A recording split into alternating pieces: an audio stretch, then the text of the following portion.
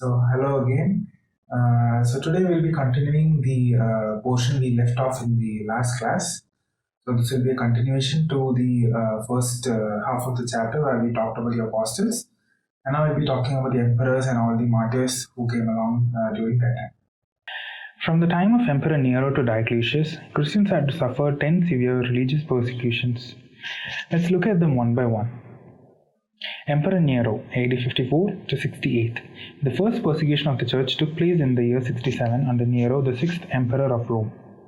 Among other diabolical whims, he ordered that the city of Rome should be set on fire, which order was executed by the officers, guards, and servants. The imperial city was in flames, and several thousand perished in those flames. The fire continued on for 9 days. When Nero, finding that his conduct was greatly blamed, he determined to leave the blame on the Christians and make that as an excuse for executing them. This was the occasion of the first persecution. In course of it, St. Paul and St. Peter were also martyred. While the rumor was never proven, virtually every significant historian blames the fire on Nero himself, no doubt because of what Nero decided to do afterward. He immediately commandeered huge portions of Rome's scorched earth to erect one of the biggest, most opulent palaces in all the known world. It's known as the Domus Aurea, or the Golden House. Nero was also shrewd enough to accuse a scapegoat for the fire to appease the general Roman public. The culprits of choice, the Christians, and blaming them sparked the first great outbreak of state-sponsored persecution that lasted for several years.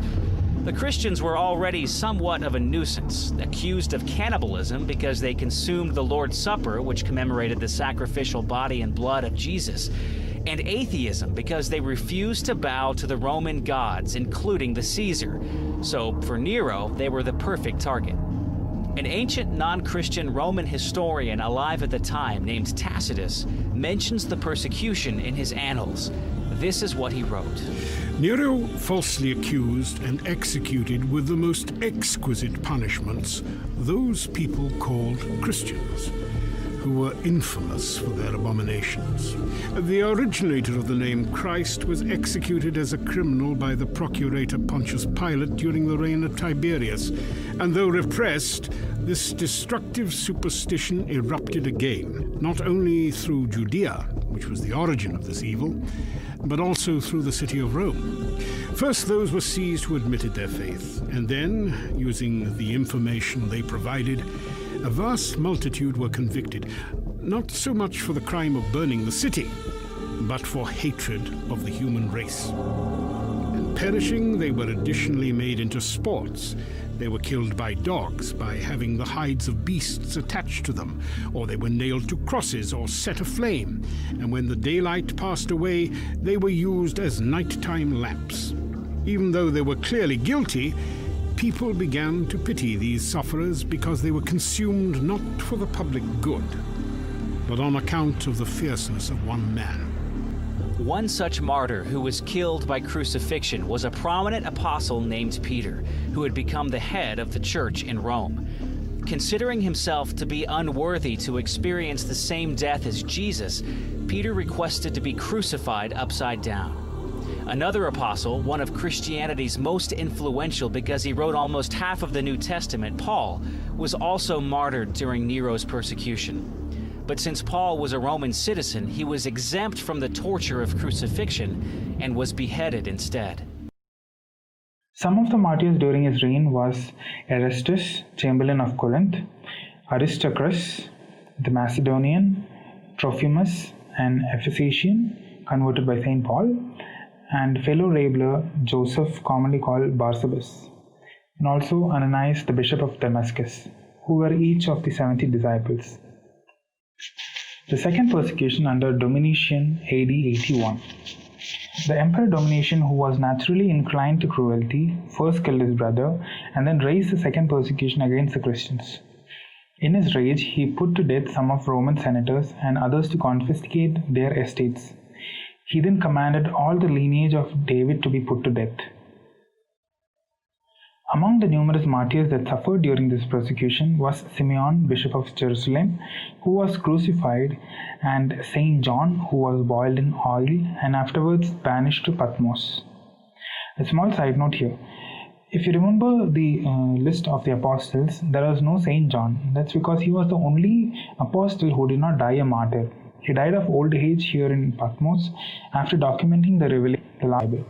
Continuing on, Flavia, the daughter of a Roman senator, was likewise banished to Patmos, and a new law was made that no Christian, once brought before the tribunal, should be exempted from punishment without renouncing his religion. During his reign, false stories were made up, stating that if there is a famine or earthquake that came upon any Roman province, it was due to the Christians. Another hardship was that when any Christians were brought before the magistrates, and if they confessed themselves Christians, they would be killed. Some of the martyrs during his time were Dionysius, Nicodemus, Protasius and Gervasius, and finally Timothy, the disciple of St. Paul, who was the bishop of Ephesus. Emperor Trajan. Trajan was Roman emperor from 98 to 117. Officially, he was declared by the Senate Optimus Principus, which means the best ruler. For Rome actually, not for the Christians. He continued the persecution of Christians. Most famous of all was Saint Ignatius. Let's take a look at him.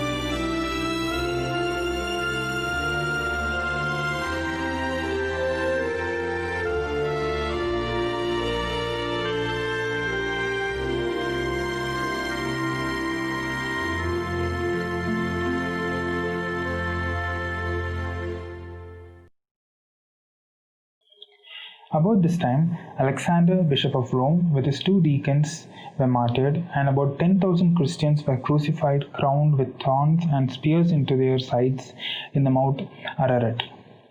Eustathius, a brave and successful Roman commander, Faustinus and Jovita, brothers of high nobility, were some of the other martyrs during his reign. The 4th persecution under Antonius Pius, AD 138 to 161. During his reign, Pope Saint Hyginus, Pope Pius I, and Pope Polycarp the Great were martyrs. Let's take a look at them. Saint Hyginus, Pope and Martyr. Saint Hyginus was the 9th Bishop of Rome from 138 to 142 and successor to Pope Telesphorus, whose feast day was celebrated 6 days earlier.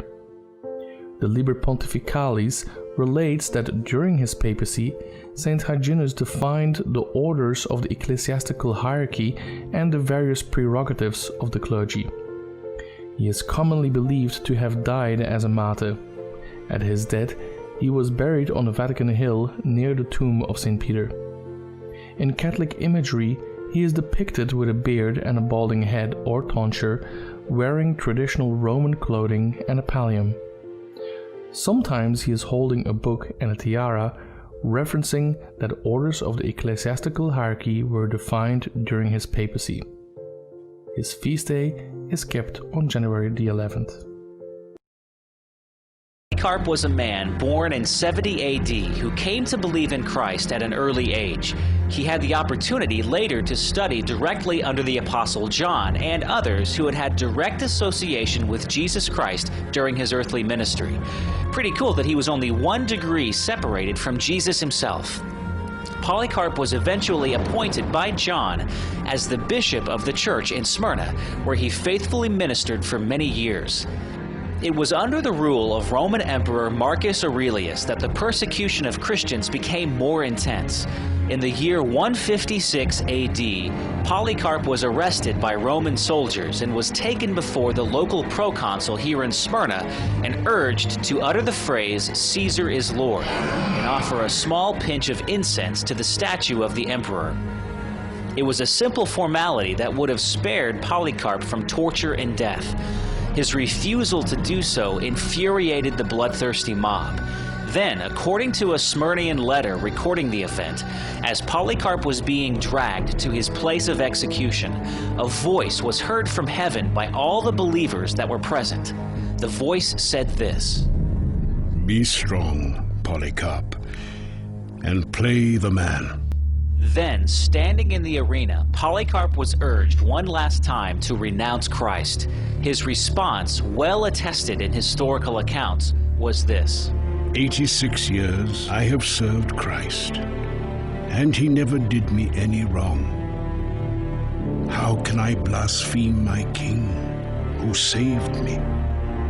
Polycarp was soon led to the stake to be burned alive. Claiming that God would give him the strength to remain on the stake without moving, he asked to be tied instead of nailed to the stake. Then, after Polycarp uttered his last prayer, the fire was lit. To the astonishment of the crowd, the flames merely swirled around him as if a wall of wind was protecting him, and his body was unscathed. The executioner was then ordered to plunge a sword through the flames into Polycarp. After doing so, as the letter records, Polycarp's blood gushed forth and extinguished the fire. One of early Christianity's most important church fathers was dead. His life and death was a living testimony of faith that would endure for 2,000 years.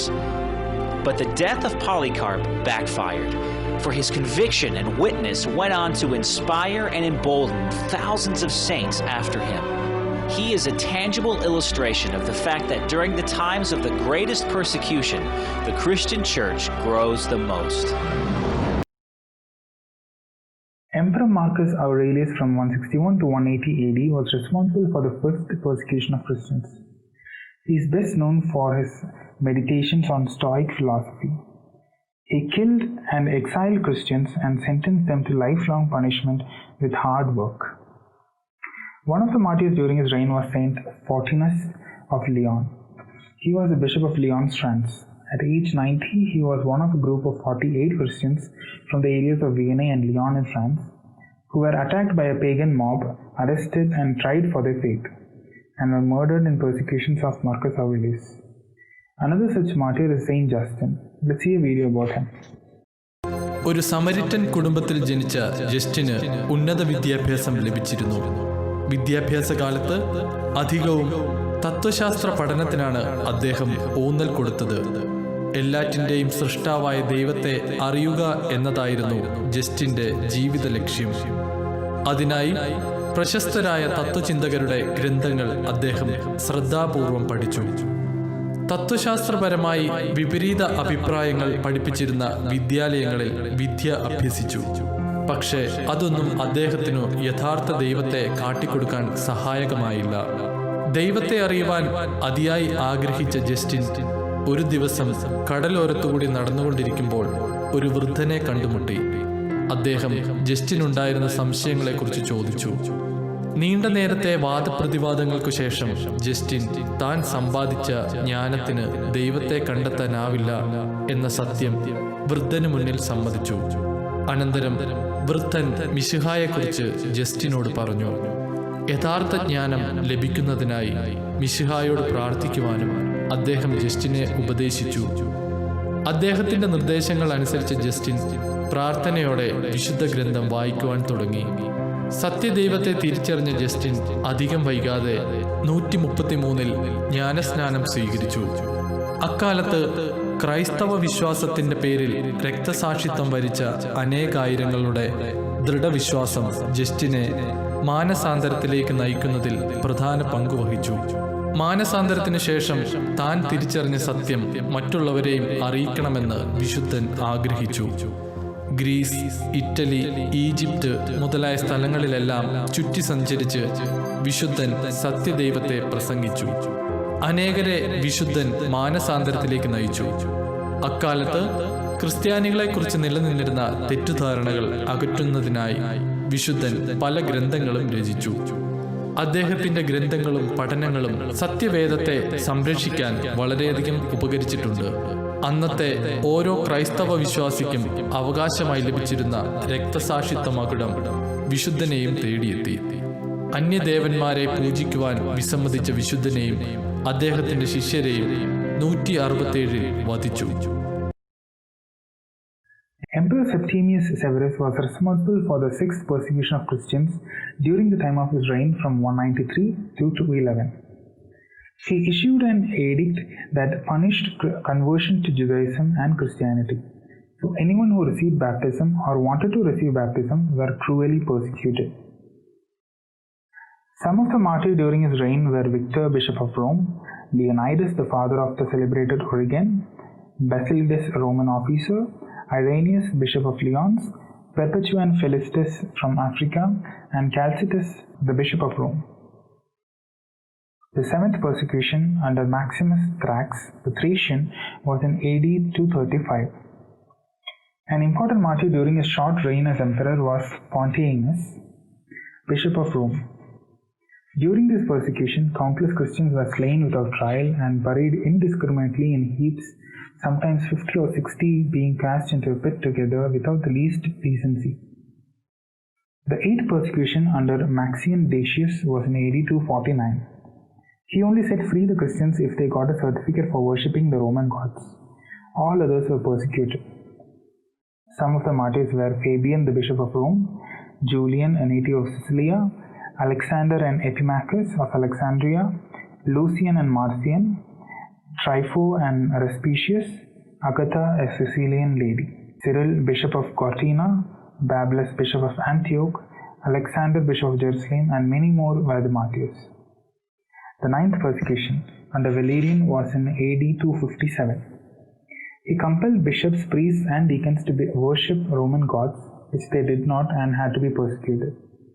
The martyrs during his reign were Rufina and Secunda, Stephen, Bishop of Rome, Saturninus, the pious Orthodox Bishop of Toulouse, and Sextus, the succeeding Bishop of Rome.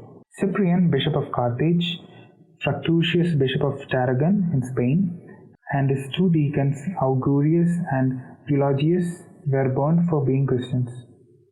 Alexander, Malchus, and Priscus, 3 Christians of Palestine, Maxima, Donatilla, and Secundra, 3 virgins of Terburga, and the most important of all, Deacon Lawrence.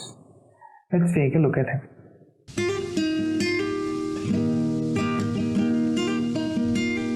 They say that St. Teresa of Avila, the great Carmelite mystic, once said, "From silly devotions and sour-faced saints, good Lord, deliver us." When it comes to devotions, you can't go wrong with looking at the lives of the saints, though. And when we look at today's saint, Lawrence, a deacon in the early church, we see that saints can be very funny. Hello, I'm Father James Kubicki, and I love to hear stories of humorous saints, so I'm going to share 2 with you today. First, as a deacon, St. Lawrence's job was to take the gifts that were given for the care of the poor and to distribute them. Knowing this, the prefect of Rome who arrested Lawrence asked him to bring him the church's riches. Lawrence said that he'd need a few days to get them together, and on this day, in the year 258, he presented to the Roman governor the Church of Rome's riches: the blind and lame, orphans and widows, the sick and the poor. Infuriated, the governor sentenced Lawrence to death, not by beheading, as his fellow deacons experienced a few days earlier, but by being roasted on a gridiron. God strengthened him to endure this torture, and tradition has it that at one point he told the executioner, "You can turn me now, this side's broiled enough." 2 lessons here. True riches are other people, especially those in need of help, because Jesus himself told us that whatever we do to them, we do to him. Secondly, you too can laugh in the face of death, because you, like St. Lawrence, know that you're made for a life beyond this life. The 10th persecution of Christians was carried out by Emperor Diocletian in the year 284 to 305 AD. He is probably the best known to us as we hear about him once every year during our church feast. He tortured the Christians by dismissing them of their jobs and destroying the Bible. He destroyed churches and imprisoned church authorities. The most important martyrs during this time were Saint Agnes, Saint Sebastian, and Saint Felix. We know a whole lot about Saint Sebastian, so I'm not going to explain about it here. Let's get to know the other two. On the 23rd of February 303, Emperor Diocletian ordered the destruction of the new church in the ancient city of Nicomedia, marking the start of the Great Persecution of Christians. Diocletian was declared Emperor of the Eastern Roman Empire in 284. Within 2 decades, he'd established a powerful tetrarchy of 4 rulers who began to restore order and wealth to an empire that had suffered a range of internal and external threats throughout the previous century. Christians were perceived by many in traditional Roman society to be a threat to the established order. Not only was the religion seen as a foreign cult, it was built on a monotheistic belief that directly undermined traditional Roman religion. Contemporary sources say that Diocletian himself was broadly tolerant of Christians in the early years of his rule, and indicate that it was actually the Tetrarch Galerius who encouraged the introduction of persecutory policies. On the 23rd of February 303, Diocletian ordered that the newly built church in Nicomedia in modern Turkey should be destroyed, along with its scriptures. The following day, he published the first of 4 edicts that went on to strip Christians of their legal rights and the freedom to assemble to worship, and later demanded that they conform to established Roman religious practices, such as performing sacrifices to the gods. The persecutions continued for 8 years, during which time thousands of Christians were killed for their faith.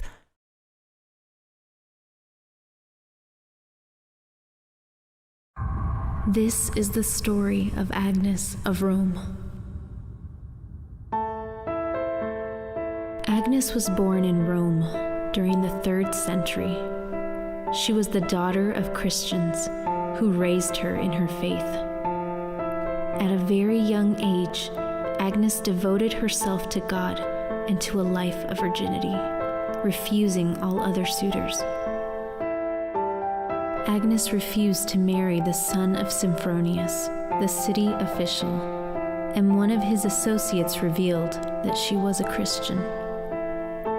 The eparch decided to subject Agnes to shame and ordered her to be sent to a brothel and stripped. But the Lord would not allow Agnes to suffer and be shamed. As soon as she was disrobed, long thick hair grew from her head and covered her body. Anyone who came near her was struck with a bright light that blinded them. The eparch's son also tried to defile the Virgin, but he fell down dead before he could lay a finger on her. However, through the prayer of Agnes, the son was restored to life and proclaimed before his father and those present. There is one God in the heavens and on earth, the Christian God, and the other gods are but dust and ashes. And upon seeing this miracle and hearing this, 160 men believed in God and were baptized, and then suffered martyrdom. At the demand of pagan priests, Agnes was given over to torture. They tried to burn her, but she remained unharmed in the fire as she prayed to God. But after this, was killed by the sword. Her death came at the age of 13, and the Holy Virgin Martyr was buried by her parents outside of Rome. That brings us to this emperor called Constantine of 313 AD. Yes, he is the one who is going to put a stop to the whole persecution of Christians in the Roman Empire. He instituted the Edict of Milan, which gave Christians the permission to practice their religion freely. He also converted to Christianity and took the entire Roman Empire along with it. His conversion was due to the sign he received during the Battle of Milvian Bridge. Let's take a look at this incident. Constantine looked up into the sky. he saw a cross of light that seemed to burn itself into the heavens, and above it the words, "In hoc signo vinces," by this sign you will conquer. He had crosses painted on the shields of his troops. The next day, at the Battle of the Milvian Bridge, he smashed the armies of his rival, Maxentius. No sooner was Constantine installed as emperor than he repealed many of Diocletian's reforms, including his ban on Christianity. But he went even further, declaring himself a Christian. Romans were stunned. Most thought Christianity was just another weird Eastern sect. Suddenly, their new emperor had declared himself a cult member. They thought they had another lunatic on their hands. They didn't. Constantine cleverly saw how Christianity could unify an empire coming apart at the seams. Unlike Rome's pagan religion, it preached discipline, obedience, and only one God. Under Constantine, Roman unity was reborn. Eastern martyrs. From the beginning of the 3rd century AD, some emperors tortured the Christians in Persia very cruelly. The martyrs who sacrificed their lives for faith during this period are Saint Candida, Barbashman, the Bishop of Seleucia's Stephion, his sister Sposi, the servant in the palace, his daughter Martha, and Saint Martha. Along with them, thousands of faithful, including bishops, priests, religious, were tortured and martyred. During the Middle Ages, many gave up their lives in Iran, Japan, Korea, Vietnam, and China for the sake of Christian faith. Saint Barbashman, also called Barbasmas or Barbaseminus, was the bishop of Seleucia and Ctesiphon, Greece in 342. He was arrested and tortured with 16 priests in the persecutions of King Shapur II.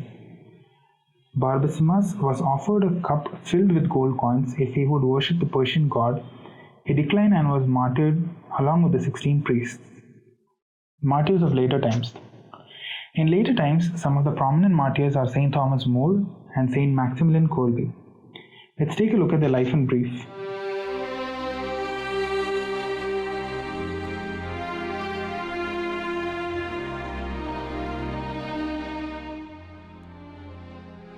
St. Thomas More was born into a prominent London family on February 7, 1478. As a young boy, Thomas attended St. Anthony's School. In 1492, he went off to Oxford University, and in 1494, he became a lawyer. He lived near a Carthusian monastery. Thomas found himself called to follow their lifestyle of simple piety. As a member of Parliament, he often traveled and wrote letters to his 4 children. He was reputed as an honest and effective leader and wrote many great works, including Utopia. Thomas was knighted and made Under-Treasurer of the Exchequer by King Henry VIII in 1521. He became Lord Chancellor in 1529. During this time, Thomas worked tirelessly to defend the Catholic faith in England. The relationship between Thomas and King Henry became strained after it became clear that Henry was about to break away from the Church in Rome. Thomas offered his resignation. When Anne Boleyn's coronation came about, he refused to attend the ceremony. This greatly offended King Henry, who accused Thomas of accepting bribes and conspiring against him. Thomas was ordered to take an oath acknowledging Anne Boleyn's position as queen, Henry's self-granted annulment from Catherine, and the superior position of the king as the head of the church. Thomas refused and was locked in the Tower of London. Despite his brilliant defense of himself and persuasive testimony, Thomas was convicted on July 1st. As a final act of mercy, King Henry changed his punishment to mere decapitation. St. Thomas was killed July 6, 1535. His body was buried in the chapel of St. Peter ad Vincula at the Tower of London in an unmarked grave. Thomas More has been widely remembered as a man of tremendous integrity, and he has since been described as a martyr. St. Thomas More was beatified in 1886 and canonized in 1935. He is the patron saint of adopted children, lawyers, civil servants, politicians, and difficult marriages, and his feast day is celebrated on June 22nd.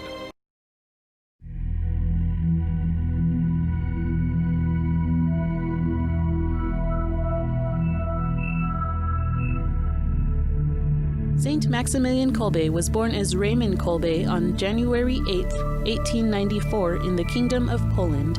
He was a Polish conventual Franciscan friar and a martyr in the German death camp of Auschwitz during World War II. He is often depicted in a prison uniform and with a needle being injected into an arm. He is recognized as the patron saint of drug addicts, prisoners, families, and the pro-life movement. His feast day is celebrated on August 14th. Kolbe was very active in promoting the Immaculate Virgin Mary and is known as the Apostle of Consecration to Mary. After joining the conventional Franciscans with his older brother, Kolbe was given the religious name Maximilian, and in 1911 he professed his first vows. Saint Maximilian Kolbe is the founder of the Militia Immaculata, or the Army of the Immaculate One. His goal was to work for the conversions of sinners and enemies of the Church, specifically the Freemasons, and he would do so with the intercession of Mary. In 1918, he was ordained a priest and continued his work of promoting Mary throughout Poland. Over the next several years, Kolbe took on publishing and created the monthly periodical Night of the Immaculate. During the World War II invasion by Germany, Kolbe opened his monastery as a temporary hospital for those in need. He provided shelter for refugees, including hiding 2,000 Jews from German persecution. On February 17, 1941, the monastery was shut down and Kolbe was arrested by the German Gestapo, then taken to the Pawiak prison. 3 months later, he was transferred to Auschwitz. Toward the end of his time in Auschwitz, Kolbe volunteered to take the place of a man facing death by starvation. It is said during the last days of his life, Kolbe led prayers to Our Lady with the prisoners and remained calm. After 2 weeks of dehydration and starvation, he remained alive, so the guards gave him a lethal injection of carbolic acid. The stories tell that he raised his left arm and calmly awaited death. Saint Maximilian Kolbe's remains were cremated on August 15, 1941. Saint Maximilian Kolbe was beatified on October 17, 1971 by Pope Paul VI and canonized by Pope John Paul II on October 10, 1982. Martyrs in India. Among the martyrs in India, John Brito and Devasahayam Pilla are especially memorable. രക്തസാക്ഷിയായ വിശുദ്ധ John Britto. ജീവിതകാലം 1647 മുതൽ 1693 വരെ. പോർച്ചുഗലിൽ സമ്പന്നമായ ഒരു കുടുംബത്തിൽ John ദെ ബ്രിട്ടോ ജനിച്ചു. Don പേഡ്രോ ദ്വിതീയന്റെ കൊട്ടാരത്തിലാണ് ബാല്യത്തിൽ കുറെ കാലം ജോൺ ചിലവഴിച്ചത്. ജോണിന്റെ ഭക്തജീവിതം കൂട്ടുകാർക്ക് രസിക്കാത്തതിനാൽ ബാല്യത്തിൽ കുറെ സഹിക്കേണ്ടി വന്നു. അക്കാലത്ത് ജോണിന് ഗുരുതരമായ സുഖക്കേട് വരികയും വിശുദ്ധ ഫ്രാൻസിസ് സേവിയറിന്റെ മാധ്യസ്ഥത്താൽ സുഖം പ്രാപിക്കുകയും ചെയ്തു. അന്നു മുതൽ ജോണിന്റെ ആഗ്രഹം വിശുദ്ധ സേവിയറെ അനുകരിക്കുകയായിരുന്നു. അദ്ദേഹത്തിന്റെ അഭിലാഷം യഥാവസരം പൂവണിഞ്ഞു. 1662 ഡിസംബർ 17 ലിസ്ബണിലെ ഈശോസഭാ നവസന്യാസ മന്ദിരത്തിൽ ജോൺ പ്രവേശിച്ചു. 11 കൊല്ലങ്ങൾക്ക് ശേഷം മാതാപിതാക്കന്മാരുടെയും കൊട്ടാരത്തിന്റെയും എതിർപ്പുകൾ അവഗണിച്ച് മിഷൻ പ്രവർത്തനങ്ങൾക്കായി ഇന്ത്യയിലേക്ക് പുറപ്പെടാൻ തന്നെ അദ്ദേഹം നിശ്ചയിച്ചു. അമ്മ അത് കേട്ടപ്പോൾ ദുഃഖാർത്തയായി. ജോൺ പോർച്ചുഗൽ വിടാതിരിക്കാൻ വേണ്ടത് ചെയ്യണമെന്ന് പേപ്പൽ നൂൻഷിയോയോട് അവൾ അഭ്യർത്ഥിച്ചു. ലോകത്തിൽ നിന്ന് സന്യാസത്തിലേക്ക് എന്നെ വിളിച്ച ദൈവം ഇന്ത്യയിലേക്ക് എന്നെ വിളിക്കുന്നു എന്നായിരുന്നു അദ്ദേഹത്തിന്റെ മറുപടി. ദൈവവിളിക്ക് യഥാവിധം ഞാൻ ഉത്തരം നൽകാതിരുന്നാൽ ദൈവനീതിയെ എതിർക്കുകയായിരിക്കും ഞാൻ ചെയ്യുക. ജീവിച്ചിരിക്കും കാലം ഇന്ത്യയിലേക്ക് പോകാൻ ഞാൻ ശ്രമിച്ചുകൊണ്ടേയിരിക്കും, ജോൺ കൂട്ടിച്ചേർത്തു. 14 കൊല്ലം അദ്ദേഹം തഞ്ചാവൂർ, മധുര, രാമേശ്വരം മുതലായ സ്ഥലങ്ങളിൽ സുവിശേഷം പ്രസംഗിച്ചു. ബ്രാഹ്മണനെ പോലെയാണ് അദ്ദേഹം ജീവിച്ചിരുന്നത്. സവർണ ഹിന്ദുക്കളെ നേടിയെടുക്കാൻ പാവയ്ക്കായും മറ്റുമാണ് പലപ്പോഴും ഭക്ഷിച്ചിരുന്നത്. വിജയകരമായ മിഷൻ പ്രവർത്തനങ്ങളാൽ രോഷാകുലനായ രാജാവ് അദ്ദേഹത്തെ നാടുകടത്തി. പോർച്ചുഗലിലേക്ക് മടങ്ങിപ്പോകാൻ നിർബന്ധിതനായ ഫാദർ ജോൺ താമസിയാതെ തന്നെ തന്റെ പ്രിയപ്പെട്ട പ്രവർത്തന രംഗത്തേക്ക് മടങ്ങി വന്നു. സ്നാപക യോഹന്നാനെ പോലെ ഒരു സ്ത്രീയുടെ കോപത്തിന് അദ്ദേഹം പാത്രമായി. മാനസാന്തരപ്പെട്ട ഒരു ഹിന്ദു രാജാവ് അവളെ ബഹിഷ്കരിച്ചതായിരുന്നു കാരണം. വേദനാസമ്പൂർണമായ ജയിൽവാസത്തിനിടയ്ക്ക് അദ്ദേഹത്തിന്റെ തല വെട്ടപ്പെട്ടു. 1947 ജൂൺ 22 അദ്ദേഹത്തെ വിശുദ്ധനെന്ന് നാമകരണം ചെയ്തു. വിചിന്തനം: ക്രിസ്താനുകരണം. ദൈവത്തെ പ്രതി സമസ്തവും ത്യജിക്കുന്നതും അവിടുത്തെ സേവിക്കുന്നതും വലിയ ബഹുമാനമാണ്, മഹത്വവുമാണ്. ദൈവേഷ്ടത്തിന് സ്വതന്ത്രമായി കീഴ്പ്പെടുന്നവർക്ക് മഹത്തായ അനുഗ്രഹം ദൈവം നൽകുന്നു. தேவசகாயம் பிள்ளை கன்னியாகுமரி மாவட்டத்தில் உள்ள நட்டாலம் கிராமத்தில் ஏப்ரல் 23, 1712 ஆண்டில் பிறந்தார். இவர் ஒரு உயர் சாதி இந்து குடும்பத்தை சேர்ந்தவர். இவரது இயற்பெயர் நீலகண்ட பிள்ளை. தந்தையார் வாசுதேவன் நம்பூதிரி, தாயார் தேவகி அம்மையார். இளம் வயதில் அரசு பணியில் சேர்ந்த நீலகண்ட பிள்ளை பத்மநாபபுரம் அரண்மனை அதிகாரி ஆக்கப்பட்டார். அவர் பார்க்கவி என்ற பெண்ணை திருமணம் செய்து கொண்டார். திருவாங்கூர் மன்னரால் குளச்சல் போரில் தோற்கடிக்கப்பட்டு பின்னர் போர் தளபதியாக நியமிக்கப்பட்ட டினலாயுடன் நெருங்கி பழகும் வாய்ப்பு நீலகண்ட பிள்ளைக்கு கிட்டியது. இவர் மூலம் இயேசுவின் போதனைகளையும் அன்பையும் அறிந்து கொண்டு இயேசுபிரான் மீது பற்று கொண்டு கிறிஸ்தவ மதத்திற்கு மாறினார் நீலகண்ட பிள்ளை. இவரது திருமுழுக்கு பெயர் லாசர். அப்பெயருக்கு தேவசகாயம் என்று பொருள். பின்னாளில் அவர் தேவசகாயம் பிள்ளை என்றே அழைக்கப்பட்டார். இவரால் அவரது மனைவியும் குடும்பத்தில் சிலரும் கிறிஸ்தவ மதத்தை ஏற்றுக்கொண்டனர். திருவாங்கூர் சமஸ்தானத்தில் மதமாற்றம் ஏற்படுவதை கண்டு கோபம் கொண்ட மார்த்தாண்டவர்மா இவரை சிறையில் அடைத்தார். அவருக்கு கரும்புள்ளி செம்புள்ளி குத்தி எருமை மேல் அமர செய்து ஊர்வலம் வர செய்தார். பாம்புகள் மற்றும் விஷஜந்துகள் நிறைந்த இருட்டறையில் அவரை அடைத்து வைத்தார். பின்னர் திருவாங்கூர் சமஸ்தான எல்லையான ஆரல்வாய் மொழி பகுதிக்கு அவர் தூக்கி வரப்பட்டார். அவருக்கு தினமும் மிளகு தடவப்பட்ட பிரம்பால் 80 சவுக்கடிகள் கொடுக்கப்பட்டன. குடிப்பதற்காக தேங்கிய குட்டை நீர் கொடுக்கப்பட்டது. ஜனவரி 14, 1752 ஆரல்வாய் மொழி காட்டுப்பகுதியில் உள்ள காற்றாடி மலையில் வைத்து அவர் சுட்டுக் கொல்லப்பட்டார். இயேசுவின் போதனைகளால் ஈர்க்கப்பட்டு அவரையே தேவனாக எண்ணி உயிர் நீத்த தேவசகாயம் பிள்ளை கிறிஸ்தவ மக்களால் போற்றப்படுகிறார். அவரது வீடு இருந்த இந்த இடத்தில்தான் இந்த நினைவு திருத்தலம் கட்டப்பட்டுள்ளது. Among others, Sister Rani Maria, Father Aruldos are some prominent martyrs as well. Rani Maria was born in 1954 on 29th of January at Pulluvazi in Kerala to a devout family. She grew up in the healthy as well as strong background of prayer and devotional practices. During the final years of her early education, she felt the inner call to become the bride of Christ, the crucified. In 1974, along with her cousin sister Cicely, she joined the Franciscan Clarist congregation. In 1974, she did her simple profession, and in 1980, she made her final commitment to the Lord. The Spirit of the Lord is with me. He has anointed me to give good news to the poor. These were the words written in her personal diary. She was attracted by these words and always desired to become a great missionary.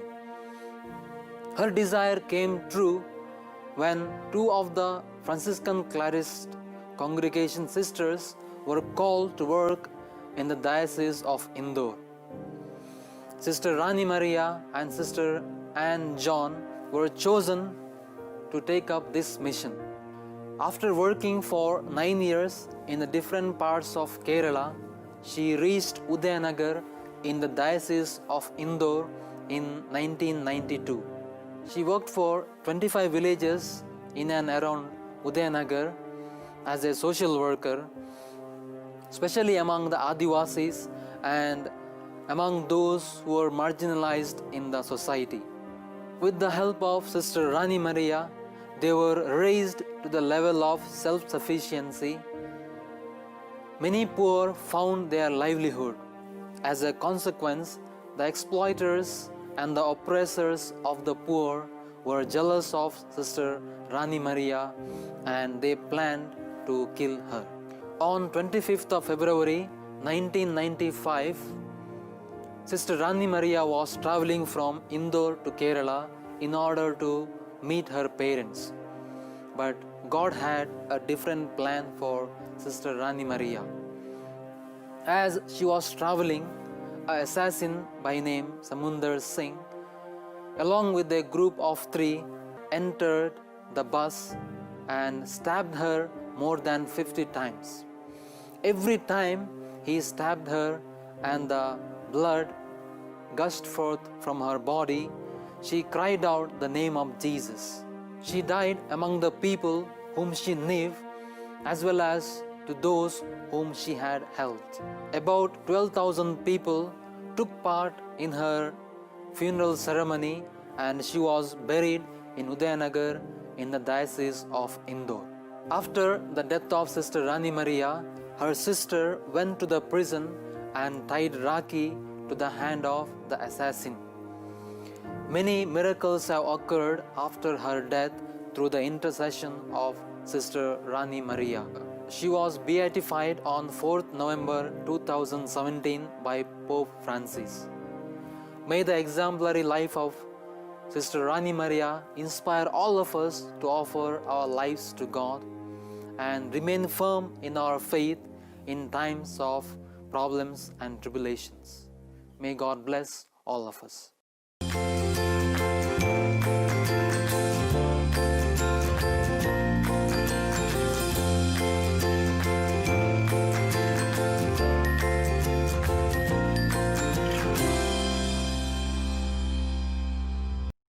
Activity 1.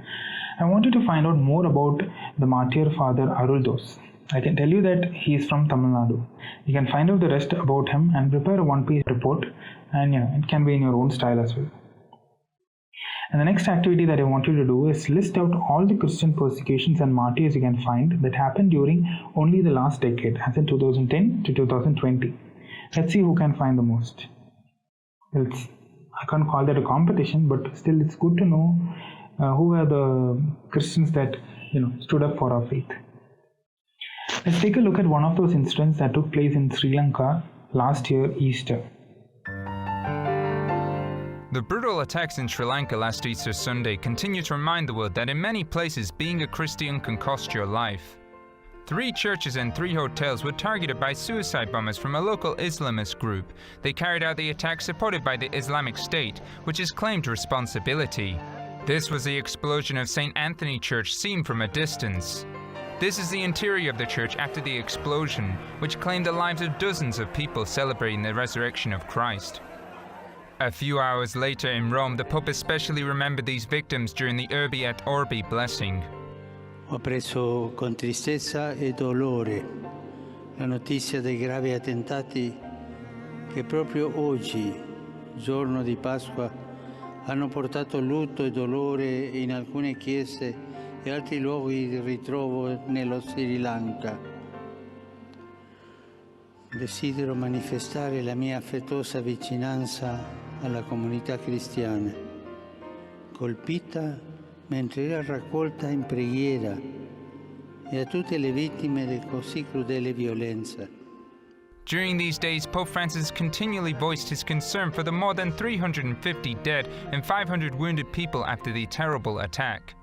Vorrei esprimere nuovamente la mia vicinanza spirituale e paterna al popolo dello Sri Lanka.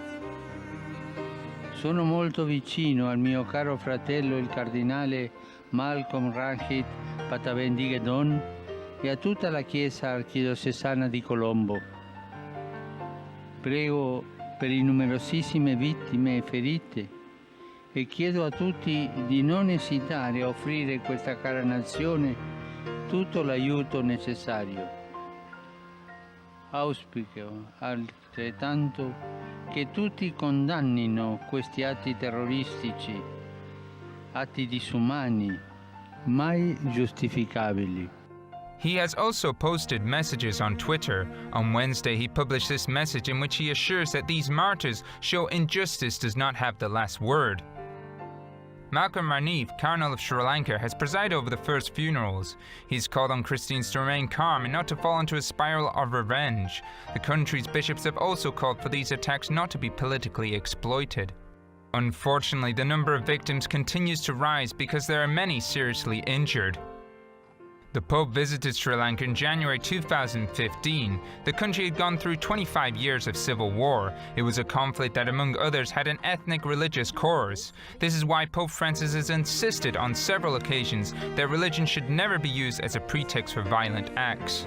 For the sake of peace, religious belief must never be allowed to be abused in the cause of violence or war. Sri Lanka has always attracted much interest among the popes.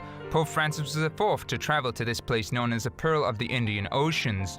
Paul VI was also the first to visit this island in 1970, and John Paul II visited it twice in 1981 and 1995. The country has some 23 million people, 70% of whom are Buddhists, while Muslims are less than 10% and Christians are close to 8%. The courage of the martyrs. The faith and courage of the martyrs when they were tortured was wonderful. We saw earlier in a video the words of Saint Polycarp. I served him for 86 years, he never deserted me. How can I curse such a king, my saviour now? I declare truly that I am a Christian.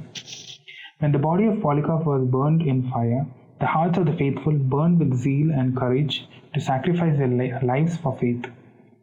Religious persecutions did not weaken the church, no. Instead, it strengthened the church. The courageous endurance and persevering faith of the martyrs attracted many to Christian faith.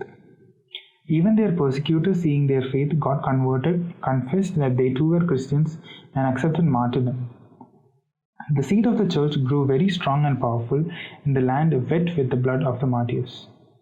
To conclude, even if we need not give up our lives to preserve our faith, courage and sacrifice are necessary to follow the way of love and patience and forgiveness which Jesus showed us. With the spirit of sacrifice, let us take up the occasions that come our way to witness the forgiving love and selfless service, and thus own the courage of faith of the martyrs and live accordingly.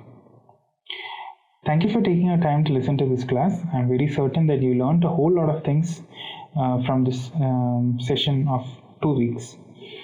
So I hope you finish your activity soon, and we'll see you next week with the next lesson. Thank you.